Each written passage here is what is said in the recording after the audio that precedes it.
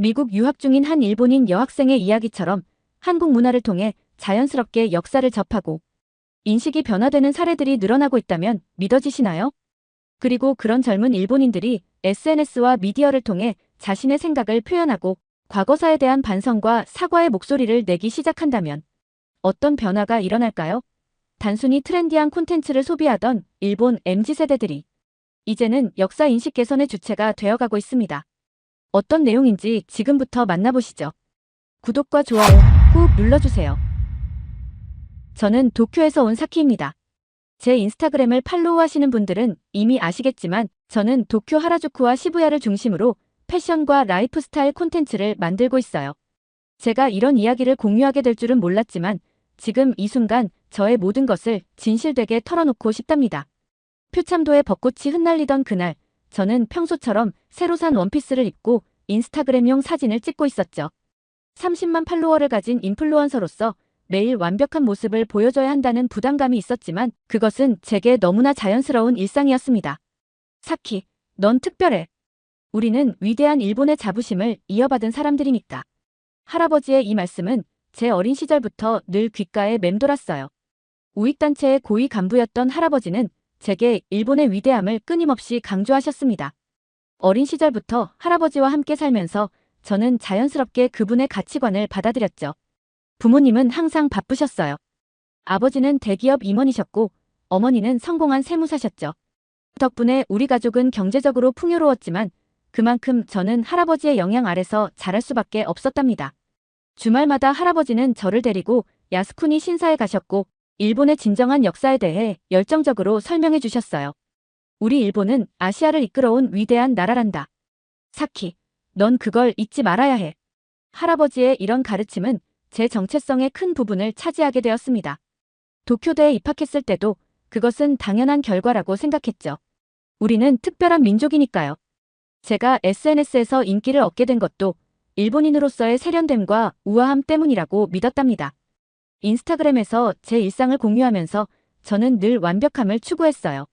최신 유행하는 옷을 입고 가장 힙한 카페에서 사진을 찍고 최고급 레스토랑의 음식을 소개했죠. 팔로워들은 제 피드를 보며 역시 일본이야. 일본 여성은 다르다라는 댓글을 달았고 그때마다 저는 뿌듯함을 느꼈답니다. 미국 교환학생 프로그램에 지원했을 때도 저는 자신감이 넘쳤어요. 도쿄대 학생이자 인플루언서인 제가 미국에서도 주목받을 거라 확신했거든요. 할아버지도 제 결정을 자랑스러워 하셨습니다. 사키, 넌 우리나라의 우수성을 세계에 보여줄 수 있을 거야. 내가 미국에 가는 건 그들에게 일본의 위대함을 알리는 기회가 될 거란다. 저는 그때 할아버지의 말씀이 얼마나 편협했는지 전혀 알지 못했어요. 오히려 그 말씀에 자부심을 느끼며 더욱 열심히 준비했답니다. 영어 회화학원도 다니고 유학 생활을 위한 패션 아이템도 하나하나 신중하게 골랐죠.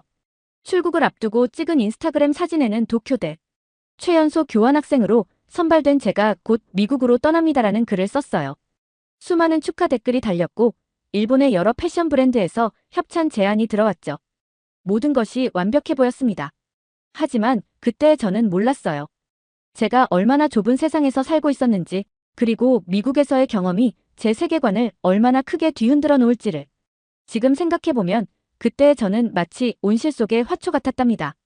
할아버지가 만들어주신 보호막 안에서 세상의 진실을 전혀 모른 채 살아가고 있었던 거죠. 지금도 그때의 제 모습이 선명하게 기억납니다. 나리타 공항에서 환하게 웃으며 인스타그램용 사진을 찍던 순간 저는 제 인생이 곧 180도 바뀌게 될 거라는 사실을 전혀 예상하지 못했어요. 그저 완벽한 제 세상 속에서 새로운 모험을 시작하는 줄로만 알았답니다. 출국 전날 밤 할아버지는 저를 서재로 부르셨어요. 오래된 참나무 책상 위에는 낡은 앨범이 놓여 있었죠. 할아버지는 젊은 시절 자신의 사진들을 보여주시며 이야기를 시작하셨답니다. 사키, 이 사진은 내가 처음 단체에서 연설했을 때의 모습이란다. 그때 나는 내 나이였지. 할아버지의 목소리에는 자부심이 가득했어요. 사진 속의 젊은 할아버지는 단상 위에서 열정적으로 연설하고 계셨고 많은 사람들이 그 모습을 경청하고 있었죠. 우리 일본은 항상 옳은 길을 걸어왔어. 서양 세계가 우리를 오해하고 있다고 해서 그게 진실이 되는 건 아니야. 내가 미국에 가서 그들의 시각에 휘둘리지 않았으면 좋겠구나. 그때는 할아버지의 그 말씀이 당연하게 들렸어요. 마치 절대적인 진리처럼 받아들였죠. 할아버지는 제 손을 꼭 잡으시며 마지막 당부의 말씀을 하셨답니다. 미국에서 많은 것을 보고 배우겠지만 내가 누구인지, 우리가 어떤 민족인지 잊지 말거라. 너는 위대한 일본의 자랑스러운 딸이니까. 그날 밤 저는 제 인스타그램에 특별한 게시물을 올렸어요. 할아버지와 함께 찍은 사진과 함께 장문의 글을 썼죠. 존경하는 할아버지의 가르침을 가슴에 안고 미국으로 떠납니다. 더 넓은 세상에서 일본의 아름다움을 전하고 싶습니다. 그 게시물은 제 팔로워들 사이에서 엄청난 반응을 얻었어요.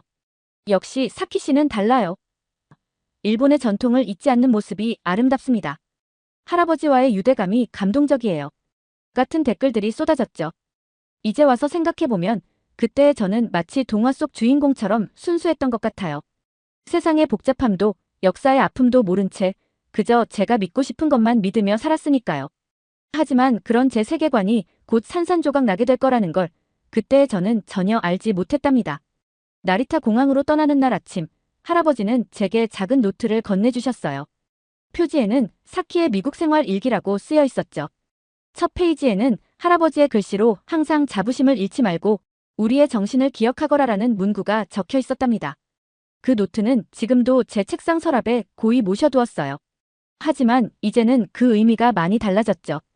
그때의 저와 지금의 저는 같은 것을 보더라도 전혀 다른 생각을 하게 되었으니까요.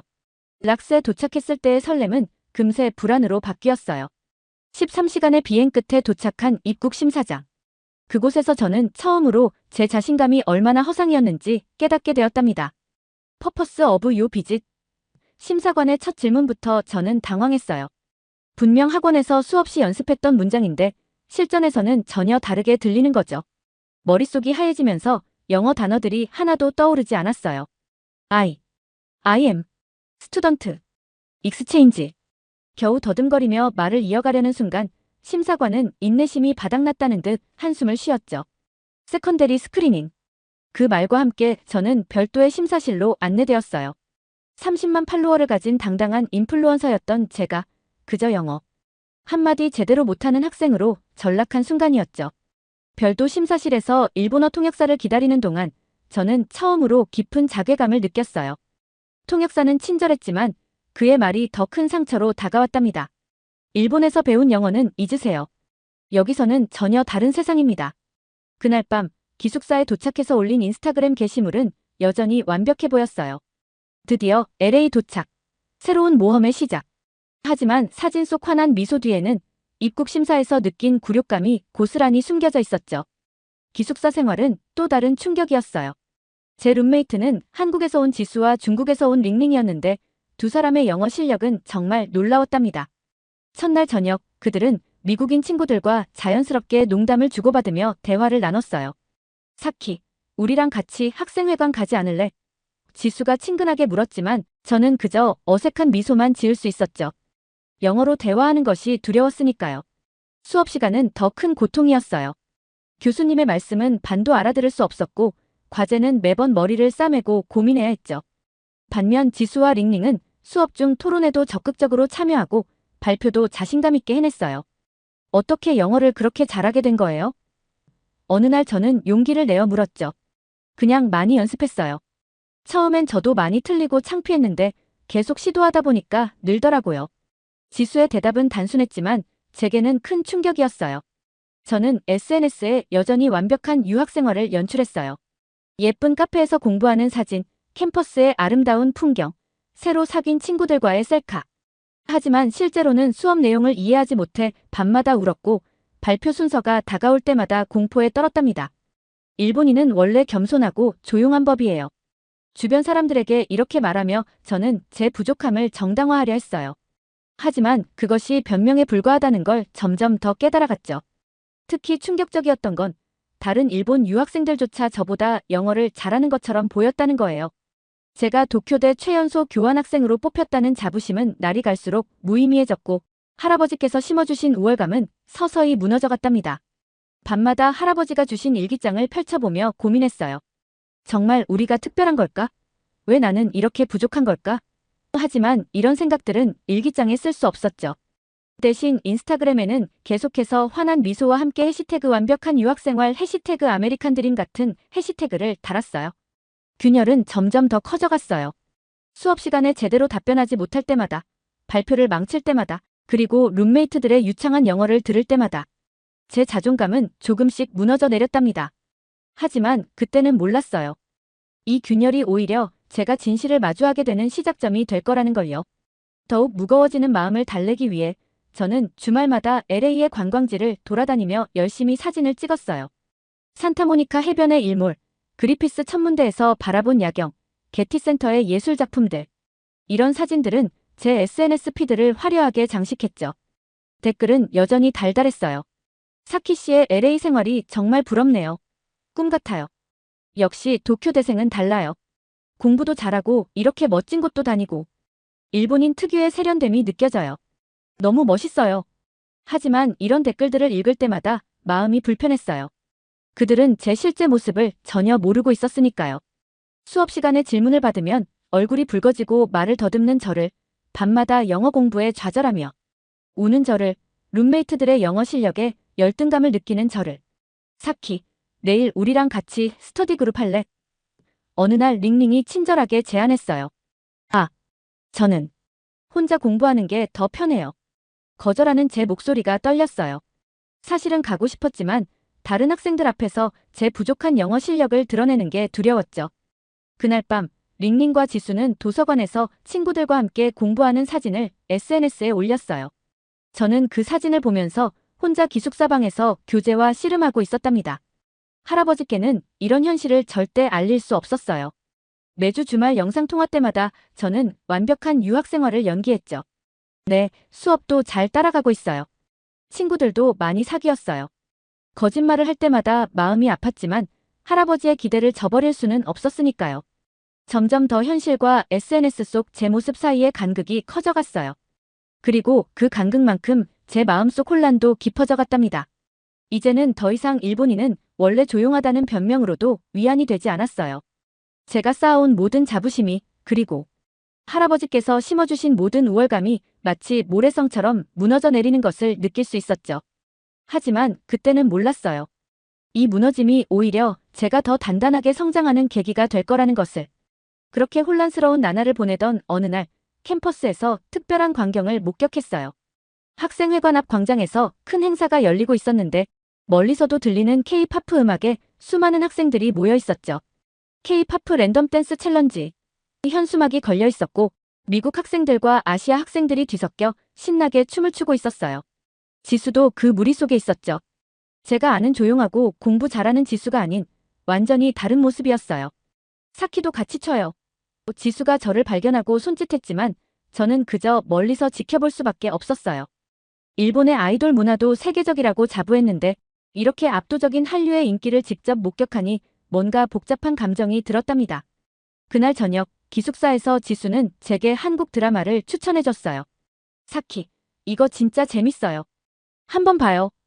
처음에는 망설였죠. 할아버지께서 늘 한국 문화를 폄하하셨기 때문에 한국 드라마를 본다는 것 자체가 죄책감으로 다가왔으니까요. 하지만 호기심을 이기지 못하고 한 편을 보기 시작했어요.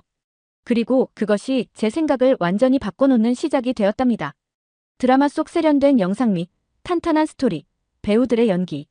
모든 것이 제가 생각했던 것과는 달랐어요. 어머, 이 드라마 저도 봤어요. 링링도 대화에 참여했죠. 중국에서도 한국 드라마가 인기라는 걸 처음 알았어요. 우리 셋은 밤늦게까지 드라마 이야기로 시간을 보냈답니다. 점점 더 많은 한국 콘텐츠를 접하게 되었어요. 지수가 들려주는 K-팝 음악은 중독성이 강했고 한국 예능은 웃음을 참을 수 없을 만큼 재미있었죠. 할아버지께 들었던 이야기들이 얼마나 편협했는지 깨닫게 되었어요. 캠퍼스에서도 변화가 있었어요. 한국어 수업이 인기가 많아 수강 신청이 하루 만에 마감되었다는 소식, 한국 문화 동아리가 가장 큰 규모를 자랑한다는 이야기들을 들으며 저는 점점 더 혼란스러워졌답니다. 우리 일본 문화는 왜 이렇게 인기가 없을까? 문득 그런 생각이 들었지만 이제는 그것이 단순히 문화의 우열을 가리는 문제가 아니라는 걸 이해하기 시작했어요. 어느 날은 도서관에서 공부하다가 문득 고개를 들었는데 제 노트북에서 한국 드라마가 재생되고 있더라고요. 깜짝 놀라 서둘러 창을 닫았죠. 마치 들킬까봐 두려운 비밀이 생긴 것 같았어요. 하지만 이런 변화는 긍정적이었답니다. 한국 드라마를 보면서 영어 자막을 읽다 보니 자연스럽게 영어 공부도 되었고 K-팝 가사를 따라 부르면서 발음도 좋아졌어요. 무엇보다 지수, 링링과 함께 보내는 시간이 즐거워졌죠. 사키가 많이 달라졌어요.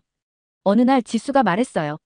처음엔 좀 차가워 보였는데 이제는 편한 친구 같아요. 그 말을 들으니 왠지 눈물이 날 것 같았답니다. 물론 여전히 할아버지께는 이런 변화를 숨겼어요. 주말 영상통화 때는 컴퓨터 바탕화면에 K-팝 아이돌 사진을 급하게 지우고 한국 드라마 시청 기록도 꼼꼼히 삭제했죠. 그러던 어느 날 저는 충동적으로 SNS에 K-팝 댄스 커버 영상을 올렸어요. 일본 팔로워들의 반응이 걱정되었지만 더 이상 제 진짜 모습을 숨기고 싶지 않았거든요. 놀랍게도 반응은 긍정적이었어요. 사키 씨가 이런 모습도 있었네요. 너무 사랑스러워요. 그 같은 댓글들이 달렸죠. 심지어 일본 친구들 중에서도 비밀스럽게 한류 팬이었다며 메시지를 보내는 이들도 있었답니다. 이제 저는 조금씩 깨달아가고 있었어요.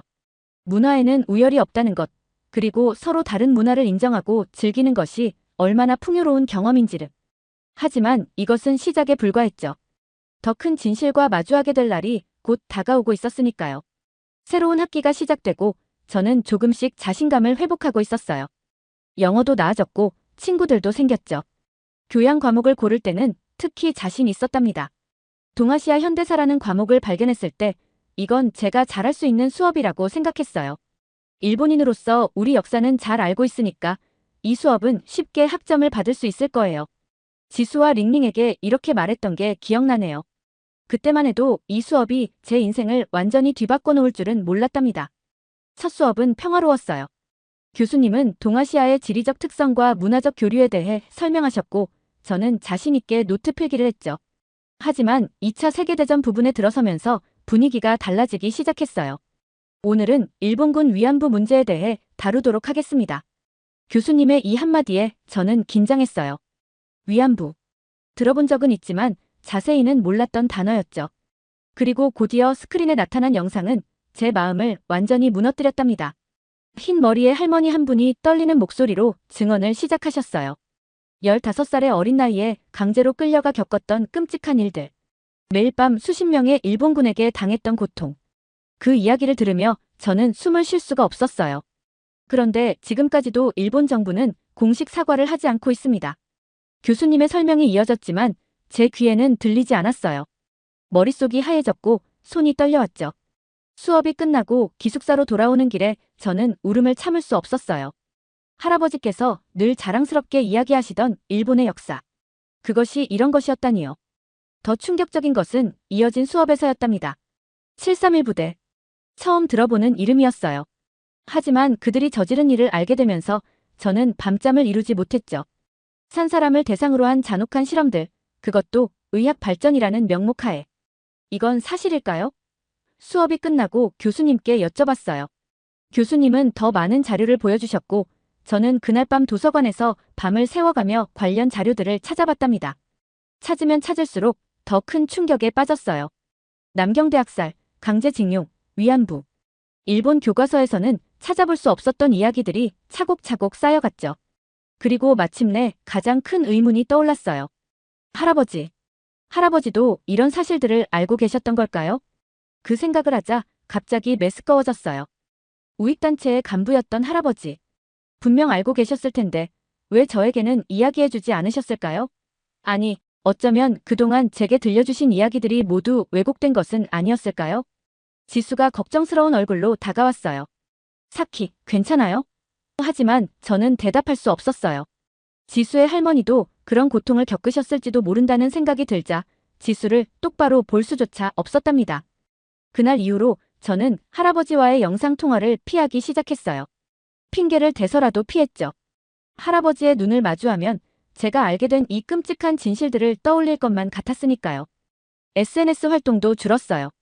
더 이상 예전처럼 해맑게 웃으며 사진을 찍을 수가 없었거든요.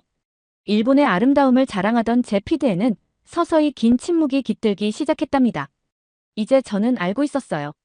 제가 알던 세상이, 제가 믿던 진실이 모두 거짓일지도 모른다는 것을. 그리고 이것은 시작에 불과했죠. 더 큰 진실과 마주하게 될 순간이 기다리고 있었으니까요.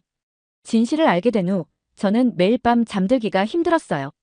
특히 할아버지가 들려주신 이야기들이 머릿속을 맴돌았죠. 그러던 어느 늦은 밤, 지수가 조심스럽게 제 침대 옆으로 다가왔어요. 사키, 혹시 자나요? 지수의 목소리가 어둠 속에서 들려왔어요. 아니요. 잠이 안 와서요. 저도 조용히 대답했죠. 사실은 하얼빈이라는 영화 이야기를 해주고 싶었어요. 며칠 전부터 사키가 힘들어 보여서 망설였는데 지수의 목소리에는 걱정과 따뜻함이 묻어 있었어요. 하얼빈. 처음 들어보는 이름이에요. 저는 침대에 몸을 일으켜 앉았죠. 지수는 천천히 이야기를 시작했어요. 1909년 하얼빈 역에서 있었던 이토 히로부미 암살 사건에 대해, 그리고 그것이 단순한 암살이 아닌 한국의 독립과 동양 평화를 위한 행동이었다는 것을. 잠시만요. 저는 갑자기 숨이 막혀왔어요.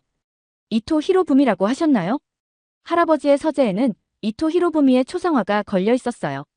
어린 시절부터 저는 그 초상화 앞에서 할아버지의 이야기를 들었죠. 위대한 정치가, 일본 근대화의 아버지. 그런 이야기들이었답니다. 네. 이토 히로부미는 한국을 강제로 식민지화하는데 중심 역할을 했어요. 을사능약을 강제로 체결하고. 지수의 설명이 이어졌지만 저는 이미 머릿속이 하얘지고 있었어요. 그날 밤 우리는 새벽까지 이야기를 나눴어요. 지수는 안중근 의사가 어떤 사람이었는지, 왜 그런 결단을 내려야 했는지를 설명해 주었죠. 동양 평화론. 그의 꿈이 단순한 복수가 아닌 더 큰 평화를 위한 것이었다는 사실이 저를 울렸어요. 혹시 더 알고 싶으세요? 지수가 조심스럽게 물었을 때 저는 망설임 없이 고개를 끄덕였답니다. 그렇게 시작된 우리의 역사 공부는 밤새도록 이어졌어요. 유관순 열사, 윤봉길 의사. 제가 전혀 몰랐던 독립운동가들의 이야기를 하나둘씩 알게 되었죠. 그들의 나이가 저와 비슷하거나 더 어렸다는 사실에 가슴이 아팠어요. 지수야. 미안해. 갑자기 제가 말했어요. 왜요? 나는 우리 할아버지가 이토 히로부미를 영웅이라고 말씀하시는 걸 들으며 자랐어. 그게 자랑스럽다고 생각했었는데. 지수는 잠시 침묵하더니 제 손을 잡아줬어요. 사키가 사과할 필요 없어요. 중요한 건 지금 우리가 진실을 마주하고 있다는 거예요. 그 말에 용기를 얻어 저는 더 깊이 파고들었어요. 노트북을 켜고 안중근 의사에 대한 자료들을 찾아보기 시작했죠. 재판 과정에서 그가 남긴 말들, 옥중에서 쓴 글들. 모든 것이 새롭게 다가왔답니다. 특히 충격적이었던 건 안중근 의사가 체포된 후에도 당당했다는 거예요. 그는 자신의 행동이 테러가 아닌 의로운 전쟁 행위였다고 당당히 밝혔다고 해요. 그동안 할아버지께 들었던 비겁한 암살자라는 이야기와는 너무나 달랐죠. 동이틀 무렵 저는 깨달았어요. 제가 알고 있던 역사가, 믿고 있던 진실이 얼마나 왜곡되어 있었는지를. 할아버지의 서재에 걸린 그 초상화가 이제는 전혀 다르게 보일 것 같았답니다. 지수야, 고마워. 아침이 되어서야 우리는 잠자리에 들었어요. 뭐가요? 진실을 알려줘서. 비록 아프지만 알아야 할 진실이니까. 그날 이후로 저는 더 많은 것들을 찾아보기 시작했어요. 이제는 더 이상 피하고 싶지 않았거든요. 아픈 진실이라도 그것을 정면으로 마주하고 싶었답니다. 진실을 알게 된 후 제 SNS 피드는 한동안 조용했어요. 예쁜 카페 사진이나 관광지 인증샷 대신 깊은 고민에 빠져 있었거든요. 하지만 어느 날 용기를 내어 처음으로 다른 종류의 게시물을 올렸답니다. 오늘은 조금 특별한 이야기를 하고 싶어요. 제가 최근에 알게 된 역사적 사실들에 대해서. 떨리는 손으로 올린 긴 게시물이었어요. 위안부 할머니들의 이야기, 7.3 부대의 만행, 그리고 안중근 의사의 평화사상까지. 제가 알게 된 진실들을 조심스럽게 풀었었죠. 반응은 폭발적이었어요. 하지만 좋은 의미는 아니었답니다. 일본 팔로워들의 댓글은 대부분 분노로 가득했어요. 일본을 모욕하는 거야. 넌 더 이상 일본인이 아니야. 너 같은 배신자는 필요 없어. 더 충격적인 건 개인 메시지로 오는 협박이었어요. 제 개인정보를 공개하겠다는 위협, 귀국하면 가만두지 않겠다는 경고. 무서웠지만 이상하게도 제 마음은 더욱 단단해졌답니다. 할아버지와의 영상통화는 피할 수 없었어요. 누군가가 제 게시물을 할아버지께 전달했나 봐요. 사키, 내가 대체 무슨 짓을 한 거니? 할아버지의 목소리는 처음 들어보는 차가움이었어요. 할아버지, 전 더 이상 침묵하고 싶지 않아요. 우리가 저지른 잘못을 인정하고 사과해야. 말도 안 되는 소리. 당장 그 게시물을 내리고 사과해라. 하지만 저는 흔들리지 않았어요. 죄송해요, 할아버지. 하지만 이번엔 할아버지 말씀을 따를 수 없어요. 이게 제가 선택한 올바른 길이라고 믿어요. 통화는 그것으로 끝이었어요. 일본 팔로워 수는 급격히 줄어들었지만 대신 해외에서 많은 지지 메시지가 왔답니다. 특히 한국과 중국의 젊은이들이 제 용기를 응원해 주었어요. 당신의 정직함에 감동했어요. 이런 목소리가 더 많아져야 해요. 함께 더 나은 미래를 만들어가요. 비록 힘든 시간이었지만 처음으로 제가 진정으로 옳은 일을 하고 있다는 확신이 들었어요. 이제 저는 인플루언서로서 새로운 책임감을 느끼게 되었답니다. 교환학생 프로그램이 끝나가면서 저는 귀국을 앞두고 큰 고민에 빠졌어요. 일본으로 돌아간다는 것은 제가 알게 된 진실과 마주하고 있는 현실로 돌아가는 것을 의미했으니까요. 사키, 걱정돼요? 짐을 싸는 저를 보며 지수가 물었어요. 네. 솔직히 무서워요. 하지만 이제는 도망칠 수 없다는 것도 알아요. 제 인스타그램은 이미 많이 달라져 있었죠. 예전처럼 예쁜 사진과 해시태그만 가득한 피드가 아닌 진정성 있는 이야기를 나누는 공간이 되어 있었어요. 비록 팔로워 수는 줄었지만 남은 팔로워들과는 더 깊은 대화를 나눌 수 있게 되었답니다. 우리 세대가 변화를 만들어낼 수 있어요. 이제 제 SNS에는 이런 메시지가 가득해요. 과거의 잘못을 인정하고 사과하고 더 나은 미래를 함께 만들어가자는 이야기들을 나누고 있죠. 놀랍게도 점점 더 많은 일본 젊은이들이 공감하고 동참하기 시작했어요. 사키 씨 덕분에 용기를 얻었어요. 저도 더 이상 침묵하고 싶지 않아요. 우리가 함께 변화를 만들어가요. 이런 메시지들을 받을 때마다 제가 옳은 선택을 했다는 확신이 들어요. 비록 할아버지의 초상화는 더 이상 서재에 걸려있지 않지만 지금 제가 하는 일이 때로는 힘들고 두렵기도 해요. 하지만 지수, 링링과는 여전히 연락하며 서로를 응원하고 있죠. 우리는 이제 단순한 룸메이트가 아닌 같은 꿈을 꾸는 동반자가 되었으니까요. 얼마 전에는 대학에서 강연을 해달라는 요청도 받았어요. 처음에는 망설였지만 용기를 내어 수락했죠. 제 이야기가 누군가에게 작은 변화의 시작이 될 수 있다면 그것으로 충분하다고 생각했거든요. 우리는 과거를 바꿀 순 없지만 미래는 바꿀 수 있어요. 그리고 그 변화는 바로 지금 우리 세대에서 시작되어야 해요. 이제 저는 이런 마음으로 살아가고 있어요. 비록 처음 생각했던 것과는 전혀 다른 삶이지만 지금의 제가 너무나도 자랑스럽답니다. 과거의 저처럼 진실을 모르고 살아가는 누군가에게 이 이야기가 작은 용기가 되었으면 좋겠어요. 우리는 모두 변화할 수 있고 그 변화는 언제나 가능하니까요. 그리고 마지막으로 지수야, 링링아, 고마워. 너희가 아니었다면 지금의 내가 없었을 거야. 우리 꼭 다시 만나자. 사키로부터.